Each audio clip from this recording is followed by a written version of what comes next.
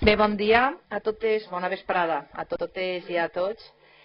Anem a començar la sessió extraordinària del ple que es va demanar a petició del Partit Popular i de Ciudadanos.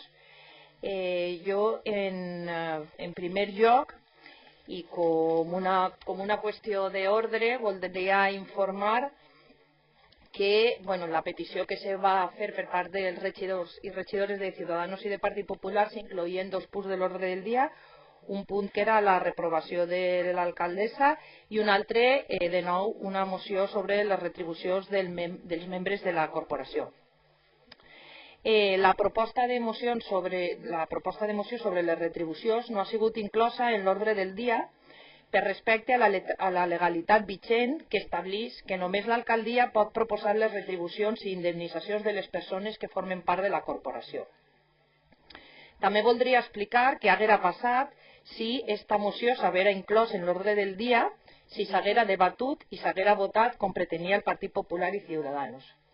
Doncs nosaltres pensem que aquest acord seria il·legal i que el propi Ajuntament tindria que anar d'ofici als tribunals per a impugnar-lo i que se declarara la seva nul·litat. Vull fer constar que aquesta decisió de no incloure aquest punt en l'ordre del dia no és arbitrària i que està basada en part de la jurisprudència i en les consideracions jurídiques emeses per la Direcció General d'Administració Local de la Generalitat Valenciana i que consten en l'expedient. No és cert que aquest grup de govern es negui a debatre aquesta moció. De fet, ja va ser debatuda en el ple del mes de març de 2018 i no va ser votada en aquest moment seguint el criteri de la secretària d'aquest Ajuntament expressat en el mateix ple, tal com figura en la videoacta. Este és un d'aquests moments en els que les persones que exercim la màxima responsabilitat hem de prendre decisions difícils, i més quan sabem que hi ha jurisprudència diversa.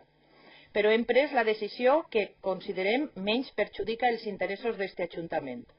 No obstant, si els regidors del PP i Ciudadanos consideren insuficients aquests arguments, conserven el seu dret intacte a defensar la seva postura davant dels tribunals.